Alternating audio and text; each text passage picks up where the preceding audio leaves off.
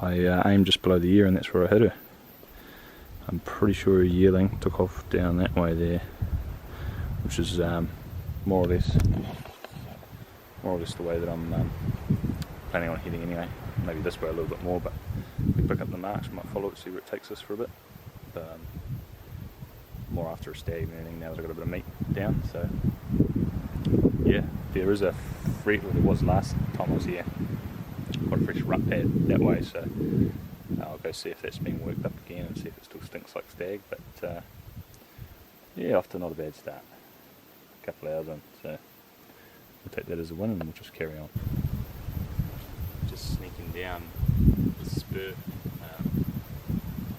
I've often thought this is just quite a staggy spur, and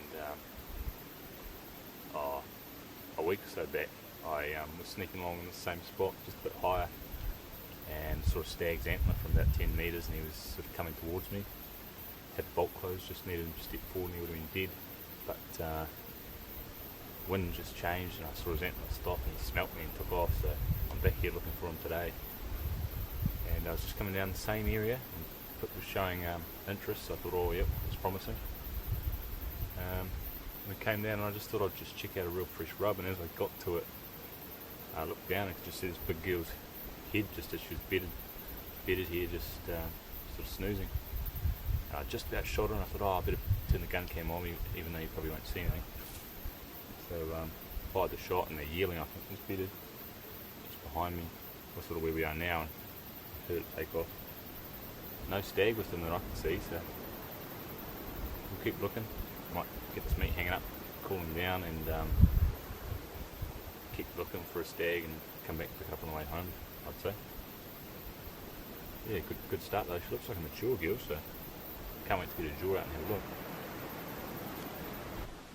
Well, that's both back legs, both the back steaks, the jaw, and there are two shoulders over there. So that's the load, all ready to sort out what's cooled down when I get back here later on.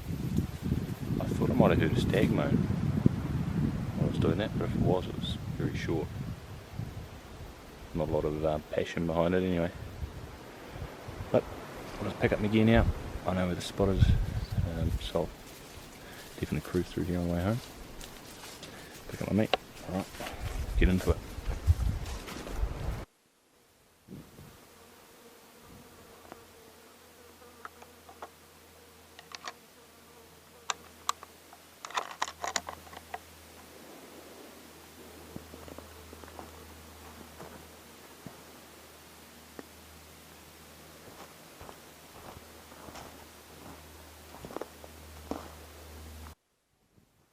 So I'd only been going for a couple of minutes after shooting that hind, and I could hear a bit of commotion going on down the creek.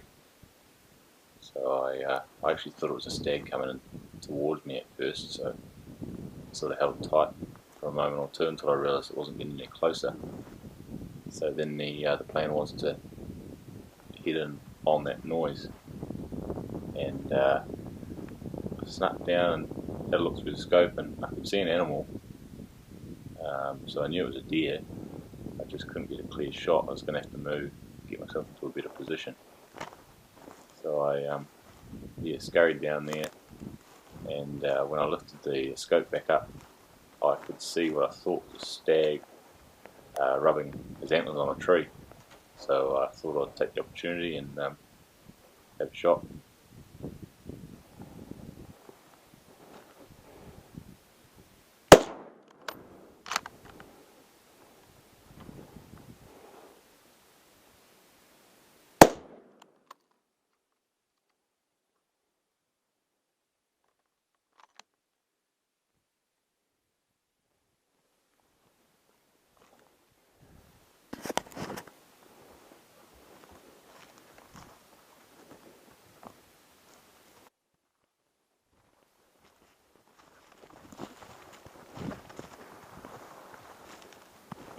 It was at about this stage I could get a better view of the stag, and I started to think, oh hang on, perhaps he's actually got his antlers caught up and he's stuck there.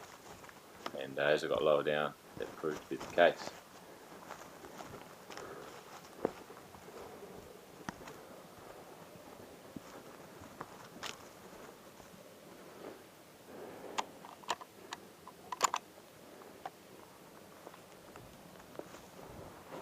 could see there's still a little bit of life left in him. I thought, oh, I'll just be on the safe side. I'll load up the subs on it and finish him off as quickly as I can. Just because I think you have the animal to try and put it down as quickly as you can.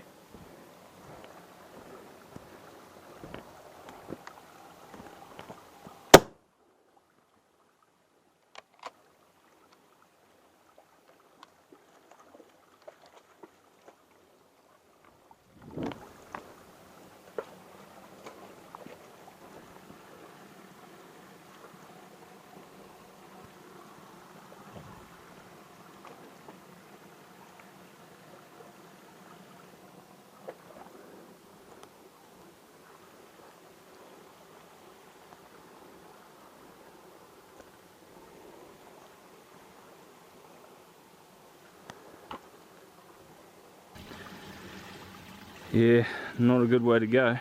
Bullets obviously zipped. I think I hit a little one of these trees shooting down here. It zipped just through there, so I did slow him down, but I like to get a quick one into him, the poor hua. You can see where he's been rubbing this, and it's snapped. So yeah, he's been working it hard. He's ploughed up this area. Not a nice way to go, really. And perhaps that what I thought might have been a roar when I was just up there dealing with that hind might have been him letting out a frustrated sort of a bellow or something like that. Yeah.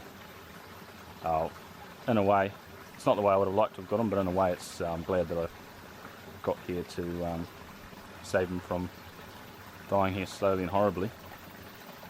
Not a bad stag either, so we'll take him. I'll clean his head up, take it home, and be a good reminder.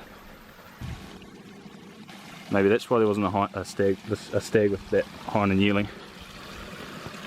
Pretty hard case.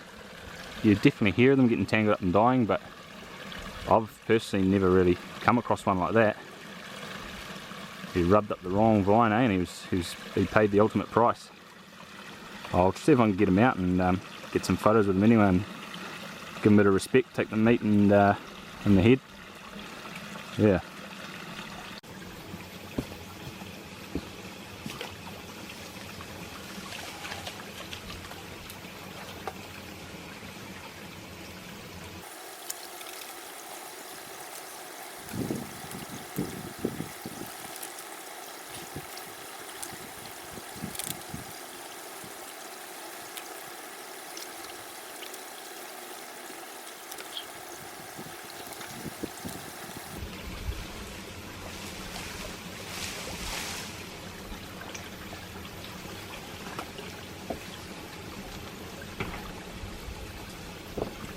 Sacrificed a bit of knife sharpness, but there was no way I was getting him out of there, even if I had sort of known he was alive.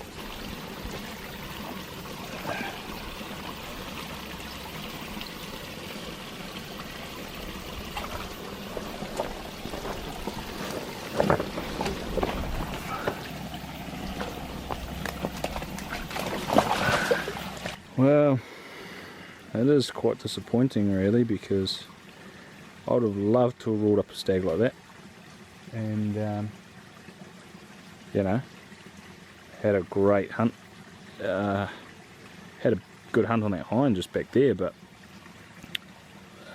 yeah, I guess technically he didn't really probably know I was there, but he was kind of tied up there for me, so yeah, it's a bittersweet one really. Classic, you know, if it was a scrubber it would be a cool story, but it's a pretty nice Ruahine head, genuine, you know, free public land stag, and yeah, there's a bit of a hitch to the story, so oh well, as I say, I'll make the most of them, but I don't know, that itch just isn't quite scratched, you know.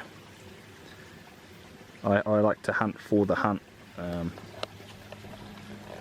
That's why shooting on paddocks or anything like that doesn't really get me going. I love the hunt behind the meat or the antlers. I like to be up close and personal, have an exciting one-on-one moment with them. And yeah, it would be a big boy wood, wouldn't it?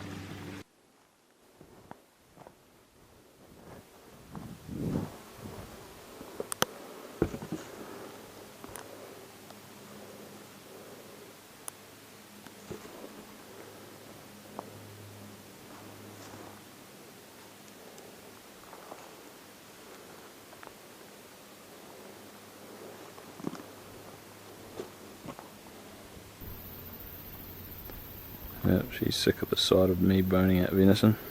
She's ready to roll. And got another bag of meat to add to that one that's already in there. So I'll just load it up. I think I'll just head back. I don't want to be too greedy.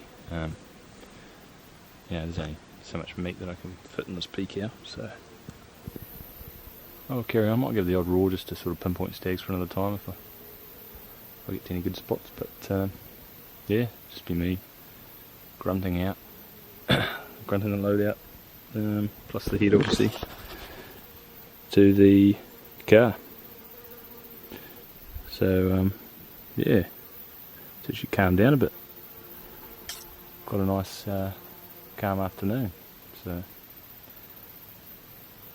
yeah, hopefully we'll hear a moan or two. Quite a big hind, so there's plenty of meat. Feed a couple of families with it at least. But yeah, stay tuned. I'll try and get a bit more footage to slap together for you guys, and let me know what'll pop up as I found out this morning.